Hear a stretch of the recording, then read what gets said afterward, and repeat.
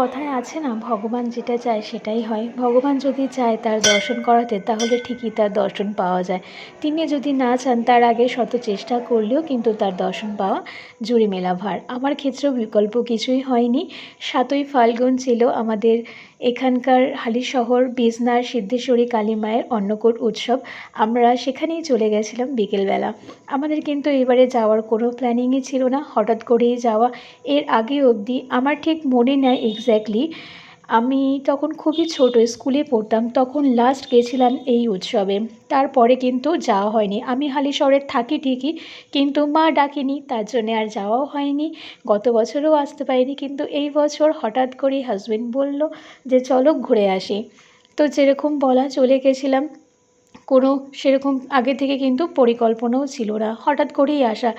তার জন্যই তোমাদেরকে বললাম, ভগবান যেটা চায় সেটাই হয়। ভগবান মানে মা চেয়েছে এবার আমাদের দর্শন করাতে, তার জন্যই কিন্তু তার দর্শন আমরা পেয়েছি।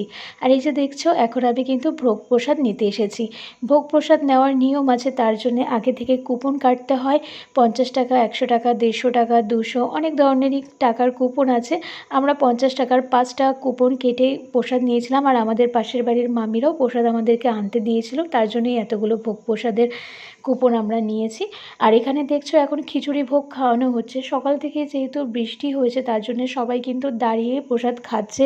না হলে এখানে কিন্তু দাঁড়ানোর মতন পরিস্থিতি থাকে না, এত মানুষের ভিড়। তোমরা যারা হালিশহরে থাকো তারা এই উৎসবের ব্যাপারে সবাই কম বেশি জানো। মানে অনেক দূর দূর থেকে কিন্তু এই উৎসবে লোক আসে, এই অন্নকূট উৎসবে। আমাদের কিন্তু হালিশহরের এটা বিখ্যাত।